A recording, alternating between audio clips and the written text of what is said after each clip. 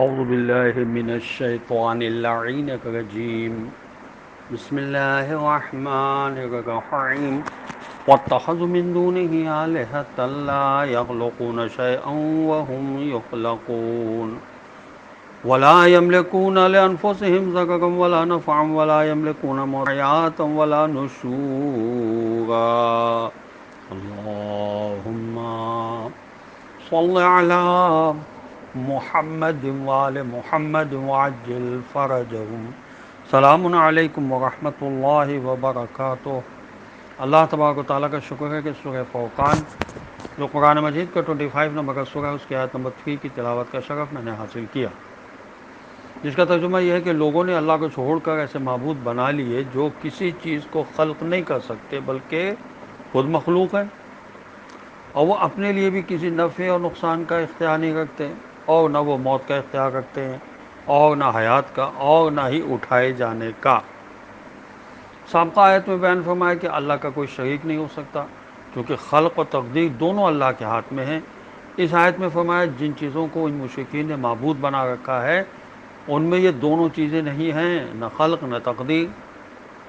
قرآنی آیت کی روشنی میں ہم نے عبادت کی یہ تعریف اختیار کی ہے کہ کسی کو خالق اور رب سمجھ کر اس کی تعظیم کرنا عبادت ہے، ہر تعظیم عبادت نہیں ہوتی ہے۔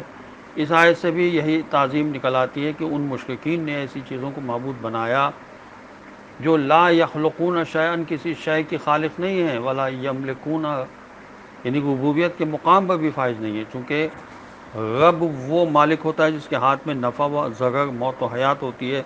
اس آیت میں معبود کے لیے 3 باتوں کا ہونا لازمی قرار دیا ہے۔ نمبر 1 خالق ہونا چاہیے، نمبر 2 مالک ہونا چاہیے، نمبر 3 موت و حیات اس کے ہاتھ میں ہونی چاہیے۔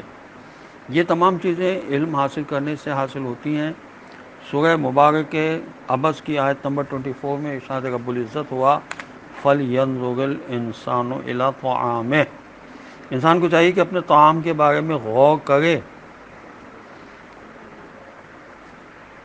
اللہ تعالیٰ کے اس قول فَلْيَنظُرِ الْإِنسَانُ إِلَىٰ طَعَامِهِ، یعنی انسان کو اپنے طعام کے بارے میں غور کرنا چاہیے۔ سورہ عبس کی آیت نمبر 24 کے بارے میں معصوم نے فرمایا کہ اس سے مراد یہ ہے کہ انسان کو دیکھنا چاہیے کہ جو علم وہ حاصل کرنا چاہتا ہے اسے کس قسم کے شخص سے حاصل کرنا چاہیے۔ یہ حضرت امام محمد باقر علیہ السلام کی حدیث ہے، اور ذوالقرنین کی وصیت میں ہے کہ اس شخص سے علم حاصل کرو، اس شخص سے علم حاصل نہ کرو جس نے خود علم سے کوئی فائدہ نہ اٹھایا ہو، کیونکہ جس نے خود اپنے علم سے فائدہ نہیں اٹھایا وہ تمہیں بھی فائدہ نہیں پہنچا سکتا۔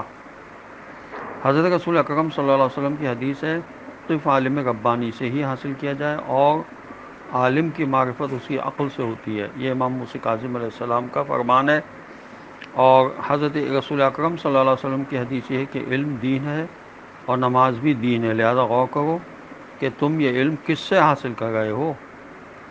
امام حسن علیہ السلام کی حدیث ہے کہ تعجب ہے اس شخص پر جو کھانے پینے کی چیزوں میں تو غور و فکر کرتا ہے مگر عقلی باتوں میں غور و فکر سے کام نہیں لیتا۔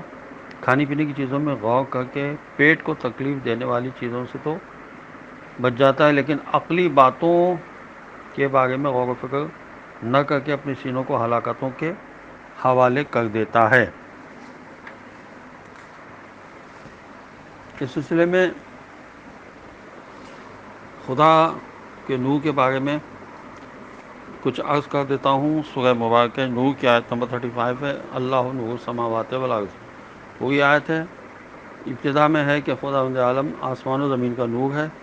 انبیاء کے بھیجنے کا مقصد لوگوں کو نورانی بنانا تھا، اور یہ تذکرہ ہے سورہ ابراہیم کی پہلی آیت میں، کتاب انزلناہ الیک لتخرج الناس من الظلمات الی النور، ہم نے اس کتاب کو تمہاری طرف بھیجا تاکہ لوگ تاریکی سے نکل کر نور کی طرف آ جائیں۔ ولایت خدا کے سائے میں لوگوں کو نورانی بنانا انبیاء علیہ السلام کا مقصد تھا۔ سورہ مبارکہ بقرہ کی آیت نمبر 257 میں ارشاد ہوتا ہے اللہ ولی الذین آمنوا یخرجهم من الظلمات الی النور، اللہ مومنین کا ولی ہے، انہیں ظلمتوں سے نور کی طرف لے کر آتا ہے۔ اور سورہ مبارکہ انعام کی آیت نمبر 122 میں ارشاد ہوا ومن کان میتن فاحیناہ وجعلنا لہ نورا یمشی بہ فی الناس کمن مثلہ فی الظلمات، جو شخص مردہ تھا اس کو زندہ کیا اور اس کے لیے نور قرار دیا تاکہ اس روشنی میں لوگوں کے درمیان راستہ چلے، کیا یہ شخص اس کے جیسا ہے جو ظلمتوں میں ہو؟